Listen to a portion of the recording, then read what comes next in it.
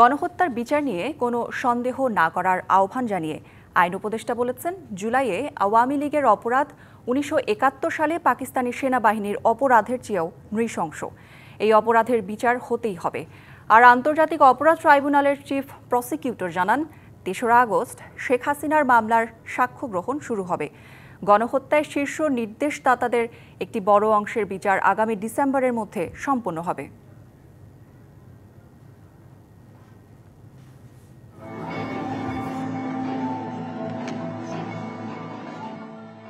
আইনশৃঙ্খলা বাহিনীর বর্বরতার দৃশ্য তুলে ধরার মধ্য দিয়ে শুরু হয় জুলাই পুনর্জাগরণ অনুষ্ঠান মেলা 2025। 30 মিনিটের দৃশ্যের শোকাবহ পরিবেশ নামে রাজধানীর বিচার প্রশাসন প্রশিক্ষণ ইনস্টিটিউটে।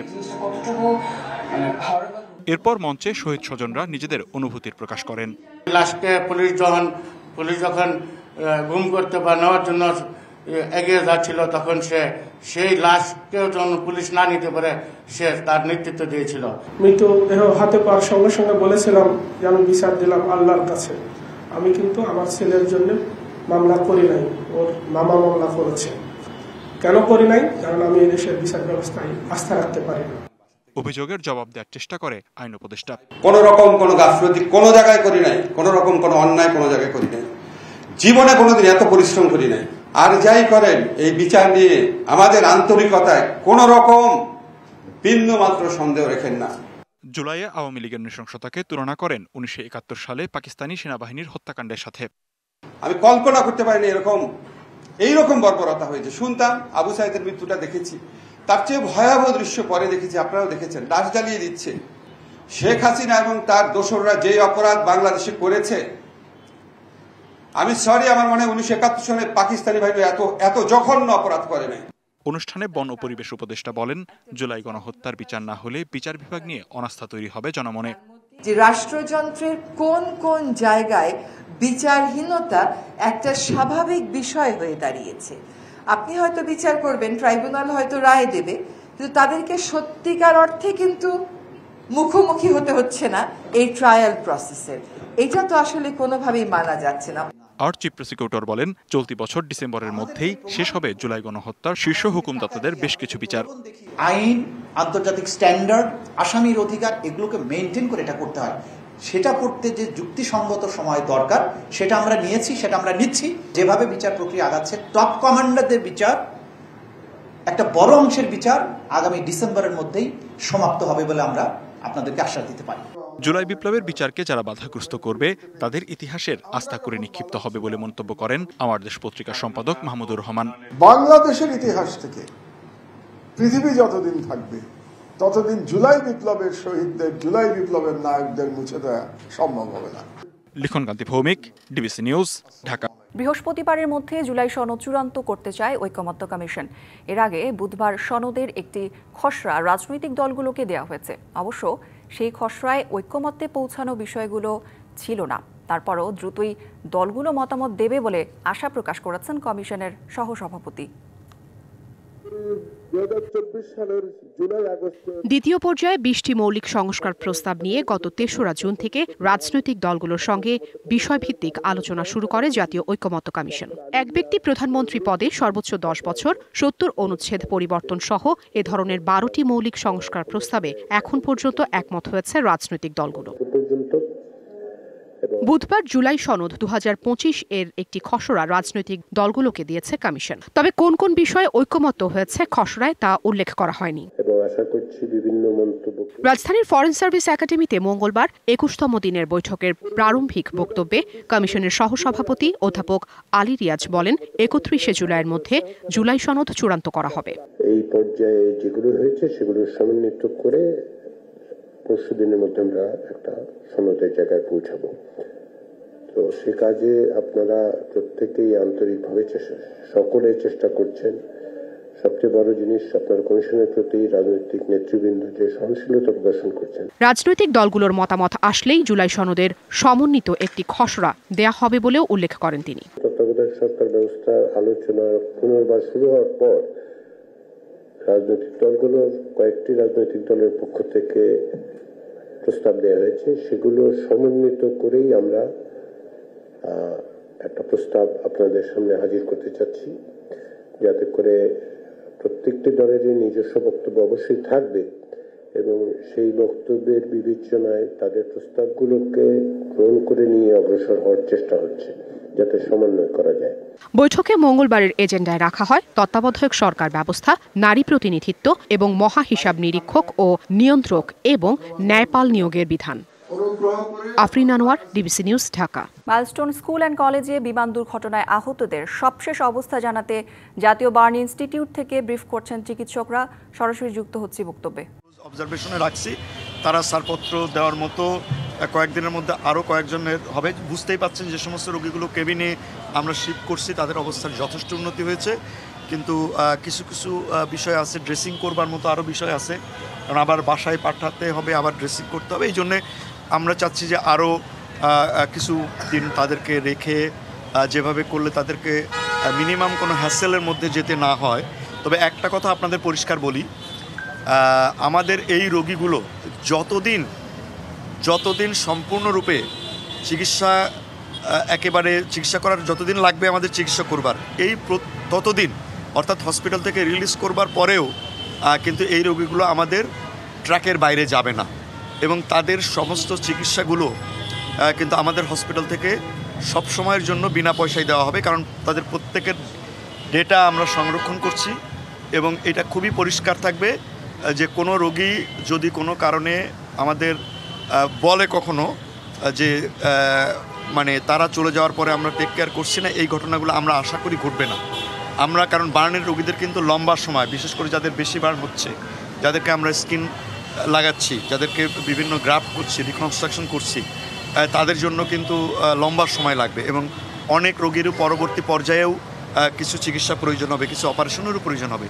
সে ব্যাপারে আপনাদেরকে আমি আশ্বস্ত করতে চাই, এই বিষয়টা আমাদের পুরোপুরি আমাদের ডেটা সংরক্ষণ থাকবে এবং আমাদের যে রোগীগুলোকে আমরা ছুটি দিচ্ছি বা দিব, সেগুলো তাদের জন্য নির্দিষ্ট আমরা রুমের ব্যবস্থা রেখেছি আউটডোরে আরএসের তত্ত্বাবধানে। সুতরাং এই বিষয়গুলো আমরা সম্পূর্ণ অর্গানাইজভাবেই করব। আশা করি কোনো রোগীর ছুটি দেওয়ার পরেও কোনো ধরনের হ্যাসেলের মধ্যে পড়তে হবে না, এটুকু প্ল্যান আমরা করে ফেলেছি। পুরো জিনিসটা আমাদের একেবারে অর্গানাইজভাবে আমরা প্ল্যান করেছি। আমার মনে হয় যে আর তেমন কোনো প্রশ্ন যদি না থাকে, জি জি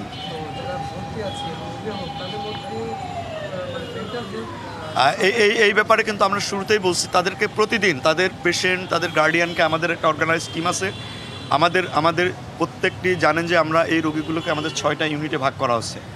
এই ইউনিট চিফগুলো যারা আছেন তারা প্রত্যেকে তাদের সঙ্গে তাদের মতো করে কাউন্সেলিং করছেন। এর বাইরেও সাইকোলজিক্যাল সাপোর্ট দেওয়ার জন্য আরেকটা স্পেশাল টিম আছে এবং আজকে নতুন করে আরও পরবর্তীতে কিভাবে দেওয়া যায় সেভাবে আমাদের মন্ত্রণালয়, আমাদের উপদেষ্টা মহোদয়, আমাদের সেক্রেটারি স্যার এবং ডিজি স্যার। মানুষের নিরাপত্তা দিতে না পারলে কোনো সংস্কারই কাজে আসবে না বলে মন্তব্য করেছেন বিএনপি মহাসচিব মির্জা ফখরুল ইসলাম আলমগীর।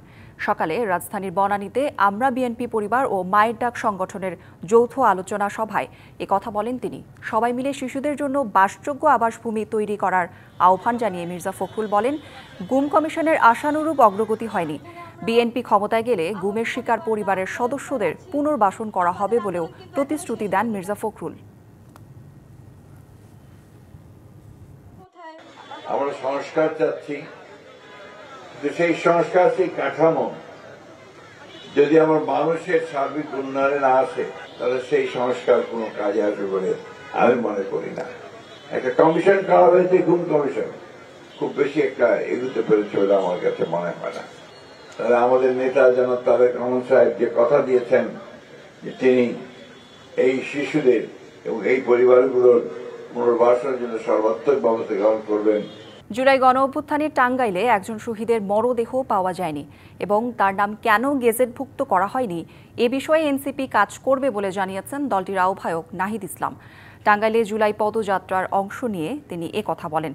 সকালে শহরের শামসুল হক তরুণ থেকে পদযাত্রা বের হয়। অন্যান্য জেলার মতো টাঙ্গাইলেও ভালো সাড়া পাওয়া যাচ্ছে বলে জানায় এনসিপির নেতারা। এর আগে টাঙ্গাইলের সার্কিট হাউসে শহীদ পরিবারের সদস্যদের সঙ্গে মতবিনিময় করেন এনসিপির আহ্বায়ক সহ কেন্দ্রীয় নেতারা। সেখানে তাদের সঙ্গে বিভিন্ন বিষয়ে কথা বলেন তারা। পদযাত্রা শেষে শহরের নিরালা মোড়ে সমাবেশ করবেন এনসিপির নেতাকর্মীরা। টাঙ্গাইলের কর্মসূচি শেষে পদযাত্রা হবে গাজীপুরে। টাঙ্গাইলে আমরা গতকাল রাতেই কৃষকদের সাথে কথা বলেছি, তাঁতি শিল্প যারা তাদের সাথে কথা বলেছি। এইখানে তাঁত শিল্পের বিকাশ, সেটাকে সংরক্ষণ করা, কৃষকদের নিয়ে কাজ করা এবং টাঙ্গাইলের ছাত্রদের সাথে আমরা কথা বলেছি, তাদের কিছু দাবি দেওয়া আছে এবং শহীদ পরিবারদের এখানে একজন শহীদ আছে যে এখনো গ্যাজেট হয় নাই, লাশ খুঁজে পাওয়া যায় নাই। আমরা এই সকল বিষয় নিয়ে কথা বলবো প্রশাসনের সাথে। অন্তর্বর্তী সরকার একটি সুন্দর নির্বাচন অনুষ্ঠান করতে পারবে বলে এমনটা আশা চীনা রাষ্ট্রদূত ইয়াও ওয়েনের। সকালে জাতীয় প্রেস ক্লাবে ডিক্যাব আয়োজিত অনুষ্ঠানে তিনি এ আশাবাদ ব্যক্ত করেন। এছাড়া তিস্তা নদী ব্যবস্থাপনা সরকারিভাবেই হওয়া উচিত বলেও মনে করেন এই কূটনীতিক। কূটনৈতিক সাংবাদিকদের সংগঠন ডিক্যাবের নিয়মিত আয়োজন ডিক্যাব টকে এবারের অতিথি বাংলাদেশে নিযুক্ত চীনের রাষ্ট্রদূত। শুরুতে লিখিত বক্তব্যে তুলে ধরেন চীন বাংলাদেশ সম্পর্কের আদ্যপান্ত। 5ই আগস্ট পট পরিবর্তনের পর বিএনপি জামায়াত বিভিন্ন ধাপে চীন সফর করেছে, আগে কেন নয়? এমন প্রশ্নের উত্তরে রাষ্ট্রদূত বলেন, কোন পরিস্থিতিতে তা হয়নি তা সবার জানা। I believe we all understand what's the situation in the last the few years. So it's not up to come to the specific. You don't understand the situation we're facing. বাংলাদেশের অংশগ্রহণমূলক সুষ্ঠু নির্বাচনের আশার কথাও জানান তিনি। It's up to the bunch of people and political parties, and you have decide.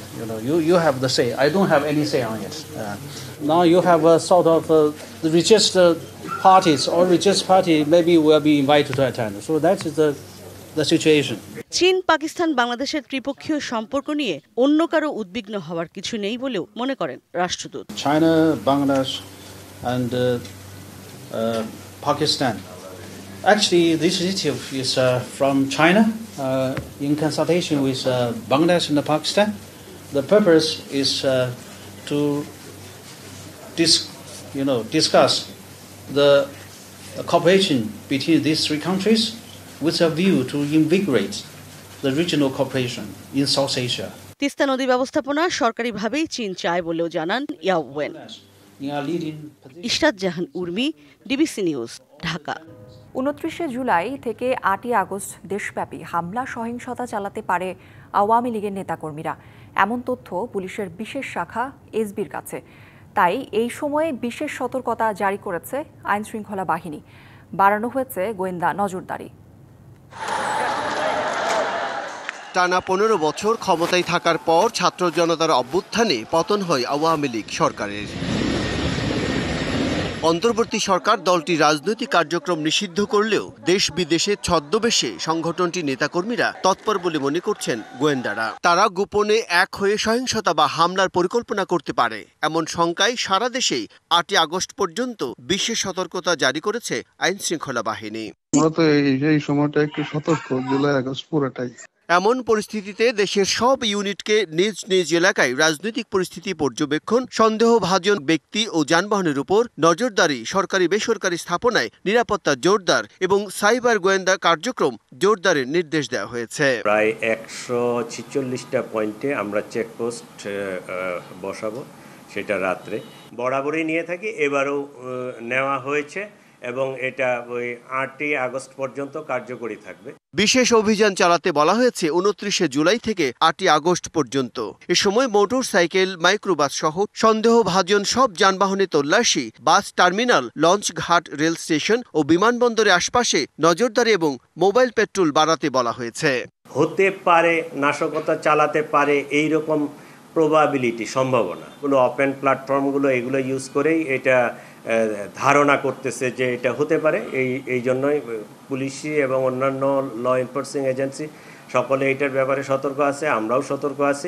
সুনির্দিষ্ট তথ্য আছে বলেই এমন নির্দেশনা বলে মনে করছেন অপরাধ বিশ্লেষকরা। নাশকতা ঠেকাতে কঠোর হওয়ার পাশাপাশি গ্রেপ্তারের নামে যাতে গণগ্রেপ্তার না করা হয় সেদিকেও নজর দেওয়ার পরামর্শ তাদের। আইন শৃঙ্খলা বাহিনী সতর্ক থাকলেও কখনো কখনো একেবারে নিরপরাধ বা নিরীহ মানুষও কিন্তু এই ধরনের অবস্থার ভুক্তভোগী হয়। কিন্তু এবারের বাস্তবতায় এই কোনো নিরপরাধ কিংবা নিরীহ মানুষ যাতে কোনোভাবে হয়রানির শিকার না হয়। চলতি বছরের 12 মে এক প্রজ্ঞাপনের মাধ্যমে আওয়ামী লীগের সব কার্যক্রম নিষিদ্ধ করে অন্তর্বর্তী সরকার। এর আগে নিষিদ্ধ সংগঠন হিসেবে ঘোষণা করা হয় ছাত্রলীগকে। Bijan Kumar Das, DBC News, Dhaka. শুল্ক কমানোর আশায় বাণিজ্য উপদেষ্টার নেতৃত্বে বাংলাদেশের প্রতিনিধি দল যুক্তরাষ্ট্রে আজ আবারও বৈঠকে বসছে। গবেষকরা বলছেন, শুল্ক কমানোর আলোচনায় সিদ্ধান্ত আসবে ভূ রাজনৈতিক বিবেচনায়। সেখানে বাংলাদেশ যুক্তরাষ্ট্রকে কী ধরনের প্রতিশ্রুতি দেবে তার উপর নির্ভর করে। এরই মধ্যে বাংলাদেশ 25টি বোয়িং বিমান কেনা সহ বিভিন্ন প্রতিশ্রুতি দিয়েছে। তাতে শুল্ক হার কিছুটা কমতে পারে বলে ধারণা গবেষকদের। আমদানি রপ্তানি সম্পর্ক রয়েছে এমন দেশগুলোর সাথে মার্কিন যুক্তরাষ্ট্রের বাণিজ্য ঘাটতি কমাতেই ট্রাম্প সরকার এপ্রিলে বাড়তি শুল্ক আরোপ করে। এই বাড়তি শুল্ক আরোপের খাতায় নাম ওঠে বাংলাদেশেরও। শুল্ক কমানোর জন্য বাণিজ্য উপদেষ্টা শেখ বশিরউদ্দিনের নেতৃত্বে একটি প্রতিনিধি দল ওয়াশিংটনে দেশটির বাণিজ্য প্রতিনিধি তথা ইউএসটিআর এর সাথে স্থানীয় সময় মঙ্গলবার 3 দিনের আলোচনা শুরু হচ্ছে। 2024-25 অর্থ বছরে বাংলাদেশ যুক্তরাষ্ট্রে $870 কোটি পণ্য রপ্তানি করেছে। এর বিপরীতে দেশটির থেকে আমদানি হয়েছে $270 কোটি পণ্য। বাণিজ্য ঘাটতি প্রায় $600 কোটি। এই ঘাটতি কমাতে এরই মধ্যে বোয়িং এর এয়ারক্রাফট, সয়াবিন তেল, গম, তুলা কেনার মতো বিভিন্ন প্রতিশ্রুতি দিয়েছে বাংলাদেশ। আমরা দেখেছি গম আমদানি করা মার্কিন যুক্তরাষ্ট্র থেকে, সয়াবিন এবং তুলা আরো বেশি আমদানি করা যায় কিনা, বা বোয়িং ক্রয় করা, এগুলো বিভিন্ন ধরনের উদ্যোগের কথা বাংলাদেশ বলেছে।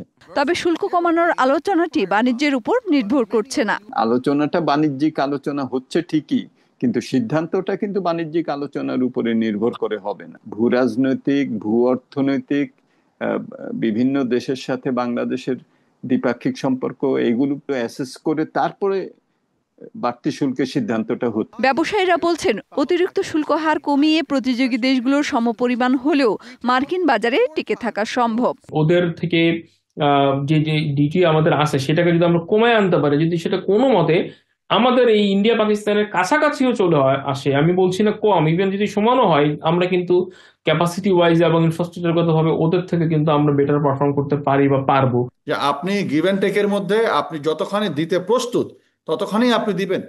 আপনি কিন্তু ব্যবসায়ীদের পরামর্শ না নিয়ে আপনি যেটা পারবেন না সেটা আপনি দিয়ে আসলেন ওখানে, তারপরে চাপায় দিবেন ব্যবসায়ীদের উপরে, আলটিমেটলি আপনার ইন্টারনাল ইকোনমিটা তখন স্টপ।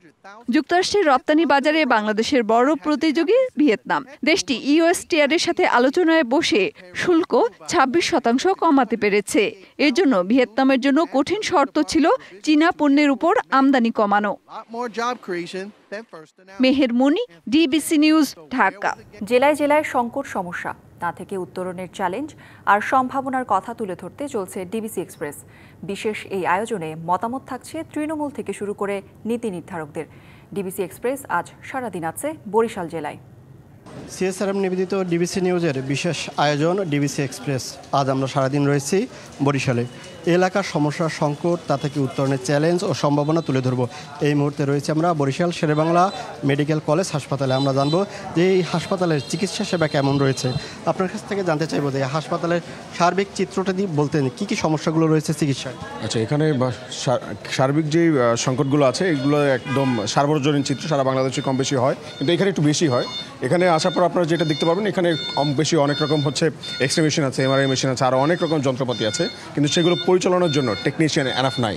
এখানে হচ্ছে যে পরিমাণ হচ্ছে রোগী ভর্তি হয় প্রতিদিন, 1000 বেডের একটা হাসপাতাল, কিন্তু হচ্ছে সেই পরিমাণ ট্রিটমেন্ট এখান থেকে সেটা পায় না। এবং পর্যাপ্ত পরিমাণ অধ্যাপক নাই, পর্যাপ্ত পরিমাণ ডাক্তার নাই, স্টাফ নাই, নার্স নাই, এবং হচ্ছে দেখা গেছে যে এখানে নানা জায়গায়, সব জায়গায় কম বেশি এখানে বিভিন্ন মানুষ বিভিন্নভাবে দুর্নীতির আঁকড়া বানায় রাখছে জায়গাটাকে। আর কি এইটুকু আমাদের বলার জায়গা। তো আমাদের এই আজকে বরিশাল শেরেবাংলা মেডিকেল কলেজ হাসপাতাল সহ সারা বাংলাদেশের যত সরকারি হাসপাতাল সেগুলোর অব্যবস্থাপনা পরিবর্তন এবং হচ্ছে স্বাস্থ্য মন্ত্রণালয়, স্বাস্থ্য খাতের যে সংস্কার, সেই সংস্কারের 3 দফা দাবিতে আজকে আমরা হচ্ছে বরিশালের সাধারণ ছাত্র জনতা একতাবদ্ধ হয়েছি এবং আমরা বিশ্বাস রাখি সারা বাংলাদেশেই অতি দ্রুত এই পরিবর্তনটা আসবে। আমরা একটু জানবো যে 6টি জেলা থেকে এখানে রোগীরা আসে, শেষ পর্যায়ে এসেও চিকিৎসা সেবা সেবা পায় না, আপনি একজন ভুক্তভোগী, যদি বলতেন। আমি একজন ভুক্তভোগী রোগীর স্বজন হিসাবে আমি এখানে যা কিছু দেখছি সেটা আসলে কোনো স্বজন মেনে নিতে পারবে না, কোনো সাধারণ নাগরিক হিসাবে এটা মেনে নেওয়া যায় না। একজন রোগী ভর্তি থেকে শুরু করে রিলিজ পাওয়া পর্যন্ত এইখানে প্রতি পদে পদে ভোগান্তির শিকার হতে হয়, হয়রানির শিকার হতে হয়। এখানে দূর দূরান্ত থেকে যে রোগীগুলো আসে তারা প্রতিনিয়ত হয়রানির শিকার হয়, টলি বাণিজ্য থেকে শুরু করে ডাক্তারদের অবহেলা এবং রোগীদের এই যে সেবাটা পাওয়ার যোগ্য সেই সেবাগুলো তারা মানে নিশ্চিতভাবে পায় না। ওষুধ, মেডিসিন সহ বিভিন্ন সেবা সামগ্রীগুলো আমাদেরকে বাইরে থেকে কিনে নিয়ে আসতে হয়। সংক্ষেপে জানবো যে আর কি সমস্যা রয়েছে। 2024-এর বিপ্লবের পরবর্তী সময় স্বাস্থ্যসেবার এই অব্যবস্থাপনা নিয়ে কথা বলা আমাদের জন্য খুব দুঃখজনক। এখানকার যদি অব্যবস্থাপনা নিয়ে কথা বলতে হয়, প্রতিটি ডেস্ক, প্রতিটি চেয়ারের বিরুদ্ধে কথা বলতে হয়, কারণ সব কিছু দুর্নীতি রাখা। এখানে মানে ন্যূনতম স্বাস্থ্যসেবা, মৌলিক অধিকারের কোনো চর্চা এখানে নেই। আমরা মূলত এখানে চাই স্বাস্থ্যসেবা সংস্কার বলতে আমরা ওটা বুঝাই যে এখানে একজন রুগী শুধু আসবে বা মানুষ চিকিৎসা প্রার্থী হিসেবে আসবে, তাকে আর কোনো টেনশন দিতে হবে না তার কোন চিকিৎসা লাগবে, কোন সেবা লাগবে, কোন টেস্ট লাগবে, অথবা কোনো হয়রানির শিকার হতে হবে না। আমরা মূলত এটাই চাই। ধন্যবাদ আপনাদেরকে আমাদের সাথে যুক্ত থাকার জন্য। আমরা বিকাল 5টায়ও জেলার অন্য কোনো সমস্যা নিয়ে হাজির হব। ততক্ষণ পর্যন্ত ডিবিসি এক্সপ্রেসের সাথেই থাকুন। রাজধানী ফরেন সার্ভিস একাডেমিতে জাতীয় ঐক্যমত্য কমিশনের সাথে বৈঠকে কথা বলছেন জামাতে আমির, নায়েবে আমির। আমরা সরাসরি যাচ্ছি সেখানে। কিছু নাই, আর যদি মূল কথা হয় এটা একেবারেই জুলাই স্পিরিটের এত বাইরে যে এটাকে গ্রহণ করার কোনো সুযোগ নেই। আমরা নিজেরা একটা ড্রাফট করতেছি, আমরা একটা সনদ তৈরির জন্য আমরা চেষ্টা করছি, আমরা সেটা দেব এবং সেখানে যে সিদ্ধান্তগুলো হচ্ছে এটার বাস্তবায়নের আইনগত ভিত্তি কি হইতে পারে সে ব্যাপারে আমরা একটা স্পষ্ট প্রস্তাব দেব। আমাদের কাছে দুটো প্রস্তাব আছে। একটা হচ্ছে এখানে আপনার বিধিমালা তৈরি করে, যেটা আগে হয়েছিল, জিয়াউর রহমান সাহেব যখন চিফ মার্শাল অ্যাডমিনিস্ট্রেটর হয়েছিলেন তার থেকে উনি প্রেসিডেন্টের উত্তরণ ঘটিয়েছিলেন, সেখানে একটা গণভোট উনি করেছিলেন এবং গণভোটে যাওয়ার আগে উনি অধ্যাদেশ জারি করেছিলেন। এরপরে যখন উনি আবার পার্টি করে রাজনীতিহীন করার সিদ্ধান্ত নিয়েছিলেন তখনও একটা অধ্যাদেশ তখন উনি জারি করেছিলেন এবং এই উদ্দেশ্যের ভিত্তিতে নির্বাচন হয়েছিল, উনি ইলেক্টেড হয়েছিলেন, তার দল মেজরিটি পেয়েছিল। পরে পার্লামেন্ট এসে এটাকে রেটিফাই করেছে, এটার বৈধতা দিয়েছে। তো আমরা মনে করি এই দুটা পদ্ধতিকেই আমরা গ্রহণ করতে পারি, হয় অধ্যাদেশের মাধ্যমে এটাকে আইনি ভিত্তি দেওয়া এবং পরে যারাই নির্বাচিত হন তারা এটাকে রেটিফাই করবেন, এই কমিটমেন্ট নেওয়া। আর সেটা যদি না হয় তাহলে এটাকে গণভোটে দেওয়া, জনগণই এটার ব্যাপারে চূড়ান্ত সিদ্ধান্ত নেবে। জনগণ যদি গ্রহণ করে তাহলে এই আইনের ভিত্তিতে আগামী নির্বাচন এবং অ্যামেন্ডমেন্টগুলো, আর যদি জনগণ রিজেক্ট করে তাহলে আগের পদ্ধতিতে হবে। সুতরাং এটার একটি আইনি ভিত্তি দিতে হবে এবং এটার জন্য আমাদের আইদার, আমি যেটা বলছি, অধ্যাদেশ অর গণভোট, এই দুটো হচ্ছে আমাদের প্রস্তাবনা। আপনাদের সবাইকে ধন্যবাদ। ডিবিসি সংবাদে এই ছিল এখনকার মতো। ডিবিসি নিউজের সংবাদগুলো পড়তে ভিজিট করুন dbcnews.tv আর ভিজিট করুন ডিবিসির ফেসবুক পেজ এবং ইউটিউব চ্যানেল। ডিবিসির সঙ্গেই থাকুন।